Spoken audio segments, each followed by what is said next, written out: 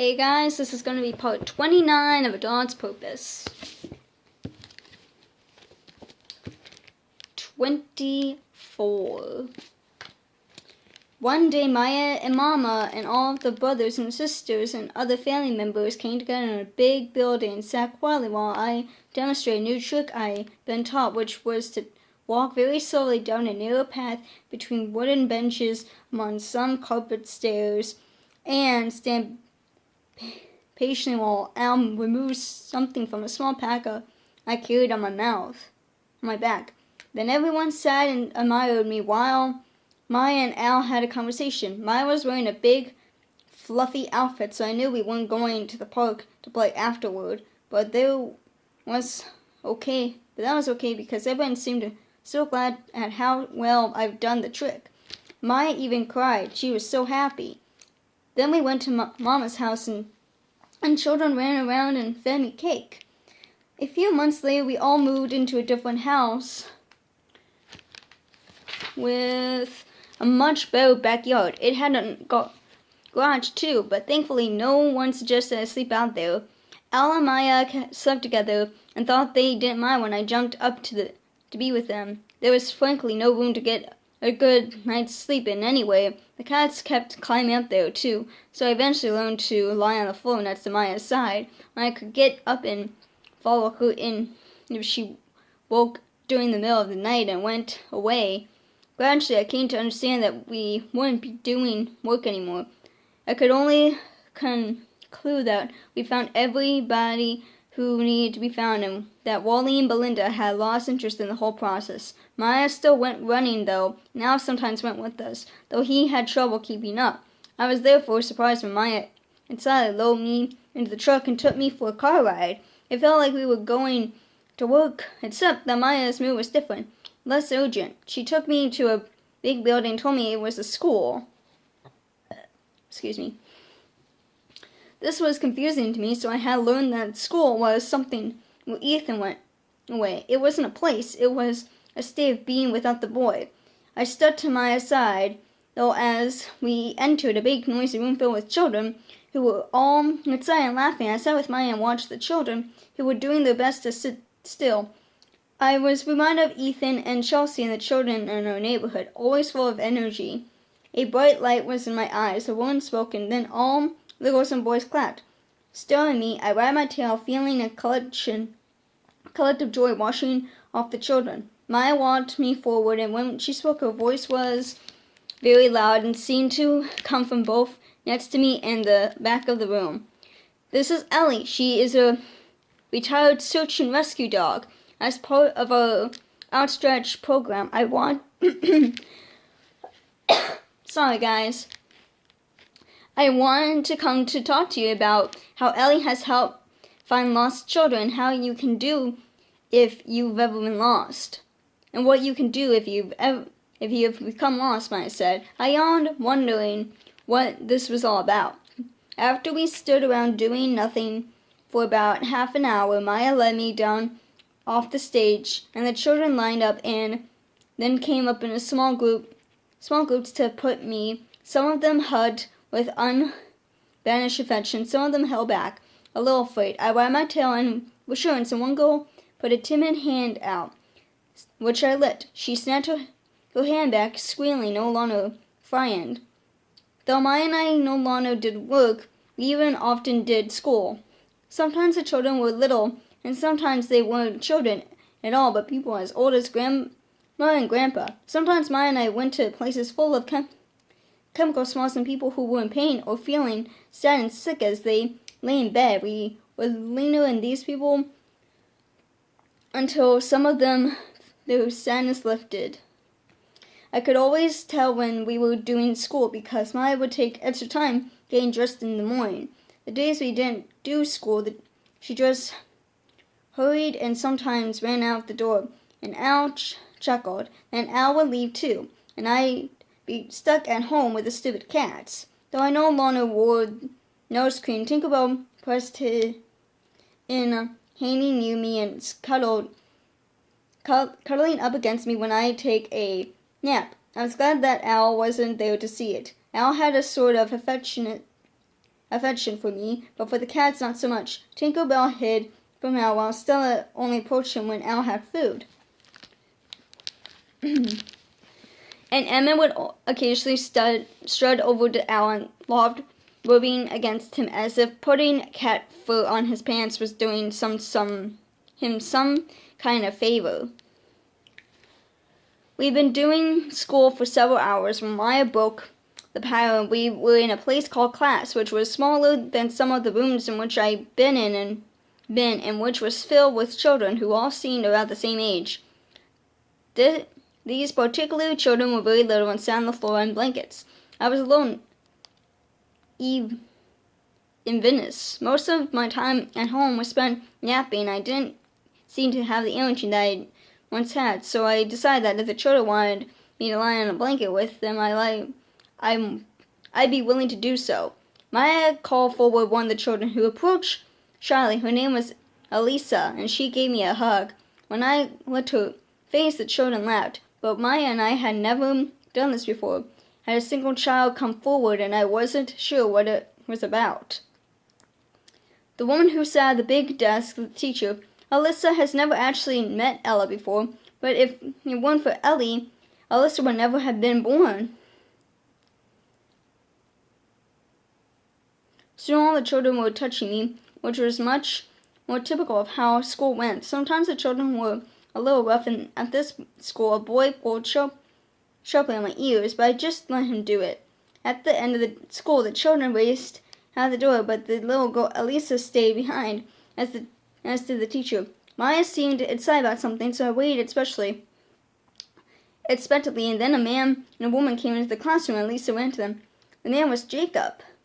I bowed over to him. He stopped down, scratching my ears. "How are you, Ellie? You look how gray you're getting." The woman picked up Ellie. "Daddy used to work with Ellie. Did you know that?" "Yes, said Elisa. Maya hugged Jacob and the woman, who set Elisa back down so she could pet me some more. I sighed and regarded Jacob. He was so different than I last saw him. The coldness in him seemed to have gone away. This little girl, Elisa, I realized was his child, and the woman was the girl's mother. Jacob had a family now, and he was happy. That was what was different. And all the same, I had known him. Jacob had never once been happy. "I'm glad you're doing this community outreach program," Jacob told Maya. "A dog like Ellie needs to work." I resigned my name in the word work, but there was no sense in the room that we had an urgent need to find. Jacob just always talked about work. That was his way. It was very pleasant to be there with Jacob and feel the love pour out of him when he looked at his family. I eased down onto the floor so happy I thought I might nap. "We've got to get you home," the woman said to Elisa. "Can Ellie come?" Elisa asked. Everyone laughed. "Ellie," Jacob said. I sat. He bent down again, holding my face in his hands. "You're a good dog, Ellie, a good dog." The feel of his rough hands on my fur took me back to when I was a puppy. First, learning my work, I wagged my tail full of love for this man. Yet there was no question that I was happy with Maya, so when we all left each other in the hallway, I unrequested followed her, my nails clicking. "Good dog, Ellie," Maya said. "Wasn't it fun to see Jacob?" "Bye, Ellie," little Elisa said, her tiny voice echoing in the quiet hall. Maya stopped and turned, so I did too. My last sight of Jacob was him picking up his dog, grinning at me.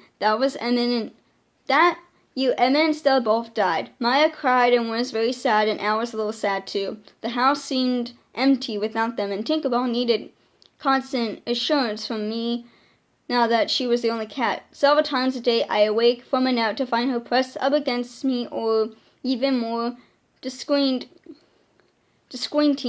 standing and staring at me. I didn't understand her attachment to me, and I knew it was not my purpose in life to be the summon mother for a feline, but I didn't mind it much, and even let her lick me sometimes because it seemed to make her happy.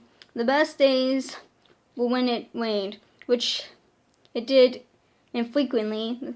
The smell seemed leap off the ground the way they did when I was a puppy. I could usually sense when the thickening clouds meant moisture and remembered how much more often it rained back on the farm.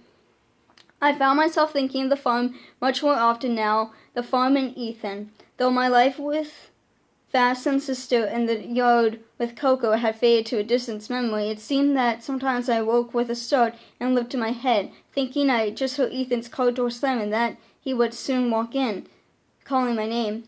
One day when rain seemed imminent, Maya and I were doing school in a class with children who sat in chairs instead on blankets. There was a sudden crack of lightning, and all the children jumped and laughed, and then turned to look at a huge storm made the sky black and pounding the building with a roar of rain. I am here wishing they'd open the door to let in the fragrance. "Settle down, class," said the teacher. The door to the classroom suddenly opened, and a man and a woman came inside, both of them wet. "We've lost Geoffrey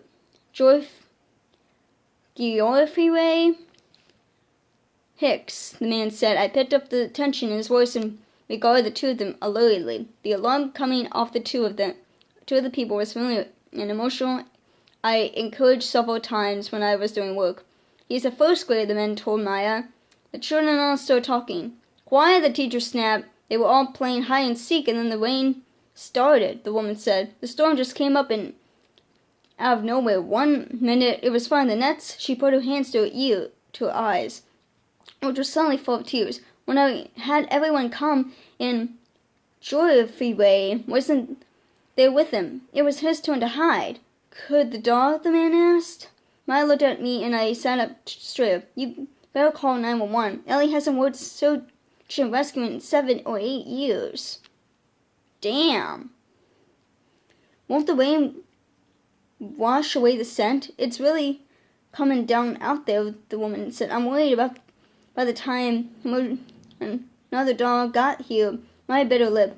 "We will certainly help you look. You need to call the police, though. Where do you think he might have gone?" "There are some woods behind the playground. There is a fence, but the kids can't lift it up," the man said. "This is his backpack. Will that help?" the woman asked, holding out a canvas bag. I felt Maya's nervous excitement as we ran down the hallway. We stopped at the door and a sense of defeat came over her. "Look at it.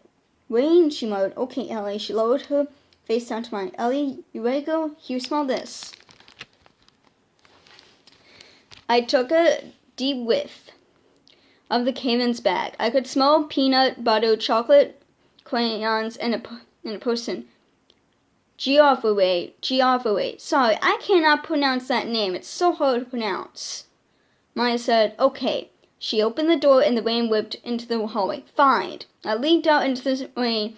In front of me was a wide span of wet pavement. I cursed back and forth, my nails clicking. I could faintly smell many children, though the rain was being sent down. Maya was out, running away from the school. "Here, Ellie, find here." I tried all the way back to the fence. Nothing. Maya felt frustrated and frightened as she sloshed through the wet ground. We found a section of fence that was bent back, but I could find nothing to alert on. "Okay, if he's in there, you smell him, girl, right?" "Geoffrey," she shouted. "Geoffrey, come out. Come on out. It's all right." She hugged the fence, heading back to the school. Sticking to the other side of the yard, a police car pulled up, lights flashing, and Maya jogged over to speak to the main man driving. I continued to find Geoffrey, though I wasn't picking up much of anything. I knew I'd just concentrate as I had been trained. If I just focused, I could separate the smell from the backpack from all the others. If I didn't quite there, I had something and whipped my head around. There was a small gap in the fence, two poles between two, which no adult person would climb, but I could smell Geoffrey. He'd squeezed through here. He had left the playground. I ran back to Maya and alert. She was speaking to the policeman and didn't notice at first, but then she returned to me, shot, "Ellie, show me." We ran back through the rain to the 2 poles. Maya peered through the small gap. Come on, she shouted, running along the fence toward the front of the school. He left the school grounds. He's on the other side of the fence, she yelled at the policeman. He ran after us.